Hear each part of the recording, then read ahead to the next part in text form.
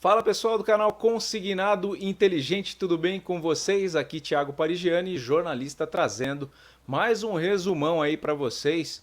Hoje um dia muito importante lá em Brasília, o bicho pegando fogo. Temos uma bombaça aqui para quem achava que a Dilma estava lascada quando tinha o Michel Temer como sombra. Meus amigos, vocês vão ver o que é ter Geraldo Alckmin como vice-presidente nesse momento aqui.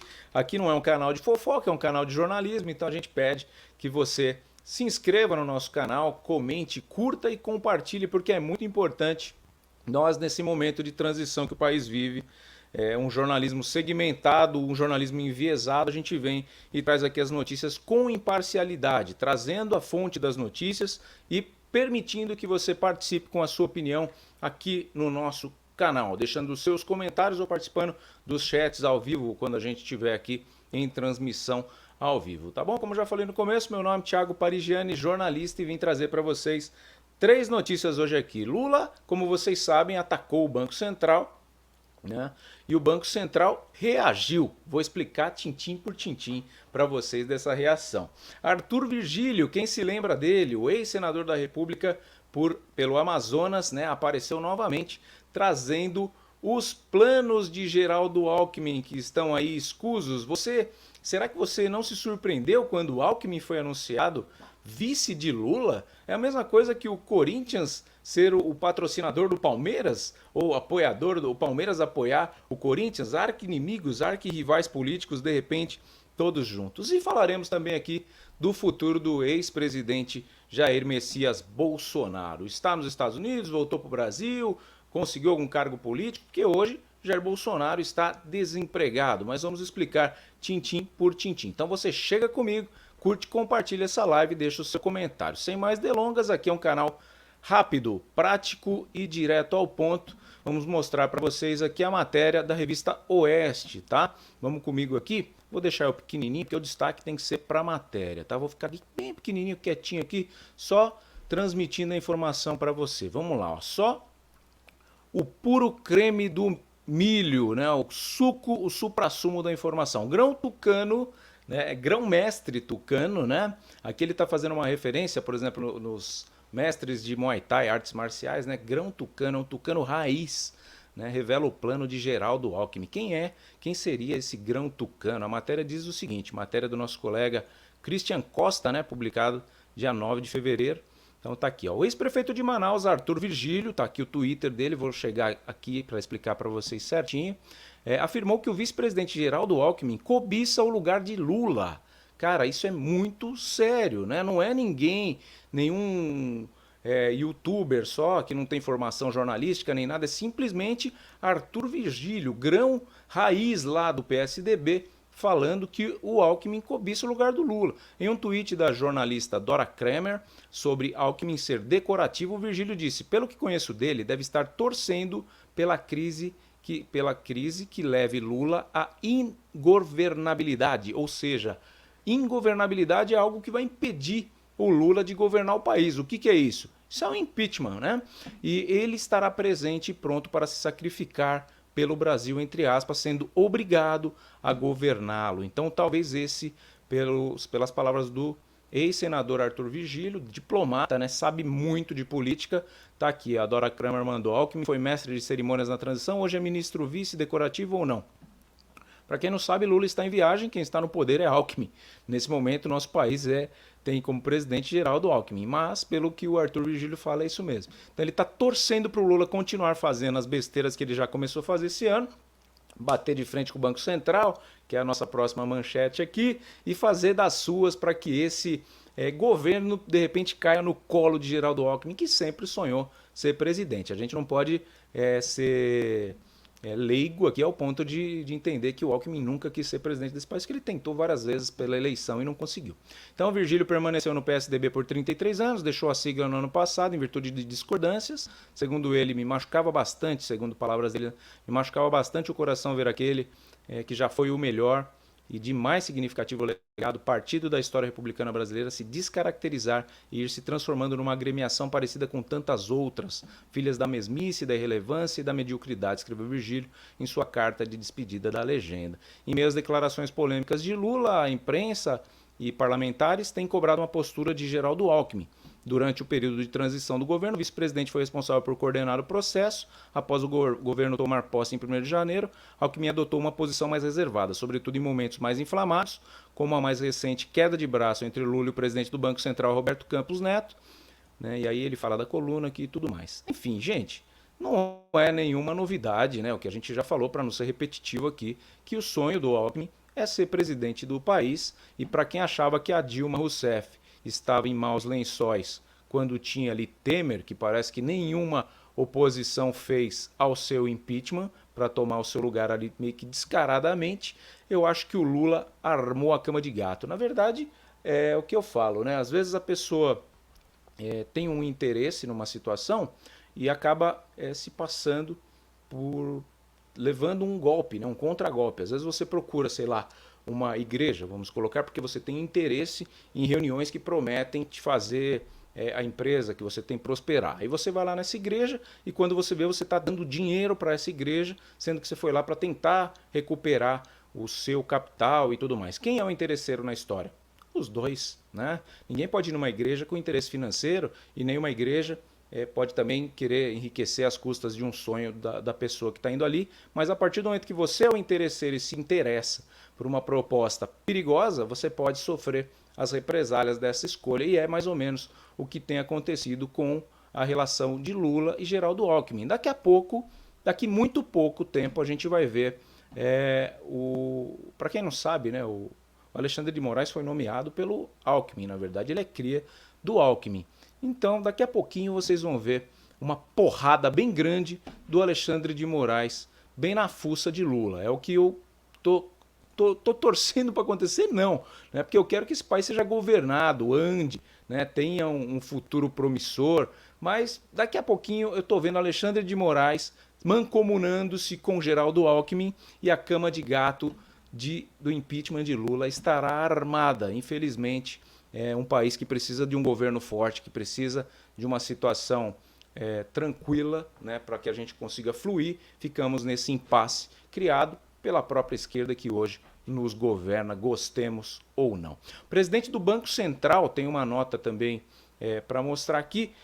Só para contextualizar, hoje pela manhã a gente falou da guerra do Lula contra o Banco Central, né, pedindo a redução dos juros. O que acontece, na verdade, foi que Campos Neto, presidente do Banco Central atual, em resposta a essa afronta, né, que foi muito mal vista pela mídia, pela própria sociedade, essa tentativa de interferência do Lula no Banco Central, Roberto Campos Neto pegou e fez a seguinte alteração: valorizou ainda mais o Tesouro Nacional, aumentando assim as taxas de juros. Com isso, os investidores tendem a vender os papéis e assim tirar dinheiro do bolso do governo.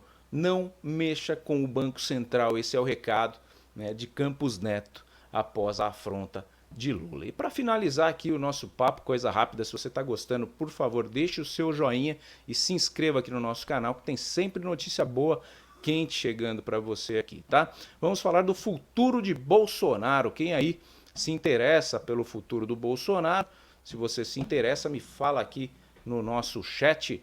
Vamos compartilhar a informação democraticamente, debater todos os temas. O futuro de Bolsonaro, segundo aqui o periódico Money Times, está aqui, matéria da Juliana Américo, data de 10 de fevereiro, às 14 horas e 30 minutos, fresquinho para você. Qual o futuro de Bolsonaro sem data para voltar? Ex-presidente navega entre processo e Planalto. Desde o dia 30 de janeiro, o ex-presidente Jair Bolsonaro está nos Estados Unidos e sem data para voltar. Apesar de não estar no Brasil, o destino de Bolsonaro vem sendo traçado tanto pelos seus aliados quanto pelos seus opositores. Em uma entrevista para o podcast The Charlie Kirk Show, Bolsonaro disse que deve retornar ao Brasil nas próximas semanas.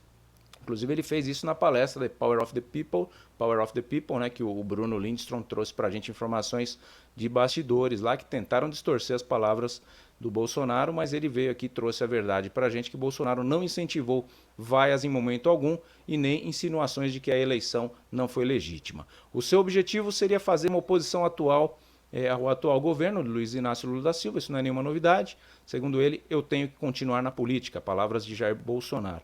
Vale lembrar que desde que perdeu a eleição para Lula, Bolsonaro evita comentar as manifestações dos seus apoiadores, como os bloqueios nas estradas, os acampamentos nas portas dos quartéis e os atos antidemocráticos em Brasília em 8 de janeiro. Bolsonaro 2026, será que tem plano para sair presidente de novo? O plano dos aliados do ex-presidente é que ele concorra às eleições de 2026. Em entrevista ao Poder 360, o senador e filho do ex-presidente, Flávio Bolsonaro, afirma que é natural e que seja candidato daqui a 4 anos, mas que muita coisa pode acontecer até lá. E no final eu vou deixar a minha opinião em relação a essa candidatura, tá? Independente, aqui tá errado, né? Independentemente de qual seja a decisão dele lá na frente, certamente a direita vai estar muito bem representada com alguém próximo a nós, se não for ele próprio, obviamente. Na minha cabeça, o trabalho é para que ele seja candidato em 2026. Ainda tem lenha, né? Tá jovem o Bolsonaro. Para o cientista político e diretor do Instituto Brasilis, Alberto Carlos Almeida, a dúvida é se Bolsonaro se tornará inelegível ou não. Nesse caso, ele poderia apoiar a candidatura de outra pessoa, como do seu filho Eduardo Bolsonaro. Não acredito nisso. Se Bolsonaro não for tornado inelegível pelo STF, ele disputará. Mas tenho a impressão que a elite percebeu que Bolsonaro é uma ameaça à democracia, afirma. Caso ele tente a presidência, Alberto Carlos não descarta que Lula tente um 4º mandato. É difícil perder a reeleição, até Dilma conseguiu ser reeleita, só mesmo Bolsonaro para perdê-la. Embora não tenha vencido Lula, Bolsonaro conseguiu eleger uma base de direita e extrema-direita expressiva no Congresso, o que promete dificultar a vida do governo atual. A esposa do ex-presidente Michele Bolsonaro parece ter entrado de cabeça na política. Ela voltou ao Brasil no dia 26 de janeiro e assumirá o setorial PL Mulher, do partido PL, depois do Carnaval. O plano do partido é que ela organize diretórios do PL Mulher nos estados e não descarta que pode apoiar a candidatura parlamentar de Michele.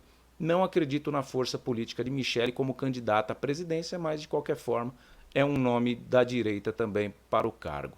Fim do foro privilegiado. Por outro lado, Bolsonaro não tem mais foro privilegiado. Por isso, o que não faltam são investigações contra o ex-presidente.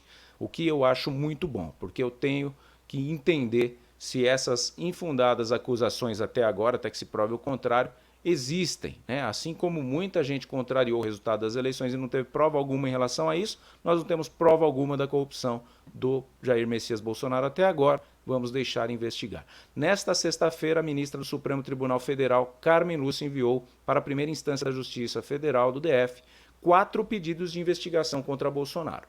Como ele não tem mais privilégios políticos, não cabe mais ao STF avaliar os pedidos. As investigações são sobre declarações do ex-presidente às vésperas e durante as comemorações do 7 de setembro contra o tribunal e ministros da corte. Os pedidos são de parlamentares que afirmam que as falas de Bolsonaro amplificam e reverberam a retórica antidemocrática e golpista. Tudo fumaça, não temos nada concreto. Os planos de Bolsonaro ainda não podemos cravar quais são, mas eu acredito muito que ele saia candidato à presidência de 2026. Mesmo que ele não seja o nome forte, venha Zema ou venha um outro nome da direita, falam-se até do próprio Nicolas, que é um garoto ainda, acho que tem uma trajetória política boa, brilhante pela frente, tem tudo para ser um bom candidato lá na frente, mas agora calma, né? Um garoto muito novo ainda para presidência. Então temos aí bons nomes, né, da direita, o próprio Sérgio Moro, que na verdade eu acho que ele é que empurrou a esquerda novamente para o poder. Um dia eu trago um vídeo somente sobre essa minha teoria aqui, e tenho a oportunidade de trazer pessoas até para debater essa situação com a gente. Eu acho que o Bolsonaro, independentemente da força para ele ganhar a eleição, ele pode vir com um nome para tomar votos da esquerda, né? Assim como o Lula fez a parceria com o Alckmin para ganhar votos da direita e acabou dando certo, ganhou as eleições, o Alckmin pode ser o famoso boi de piranha. Ele vem, toma alguns votos da esquerda, o que favoreceria o outro candidato. Um outro nome muito forte para a presidência em 2026 da direita seria Tarcísio, atual governador do estado de São Paulo. Beleza? Se você gostou das nossas análises políticas aqui, dos nossos comentários, seja sempre muito bem-vindo ao canal Consignado Inteligente. Deixa o seu joinha, se inscreve aqui no canal, ativa os sininhos e compartilha aí nas suas redes sociais, porque é sempre importante estar esclarecido, com a cabeça aberta, sem nenhum viés, sem filtro, sem papas na língua, e é isso que a gente decidiu fazer por você aí. Se estamos aqui por você, esteja aí por nós até o próximo vídeo.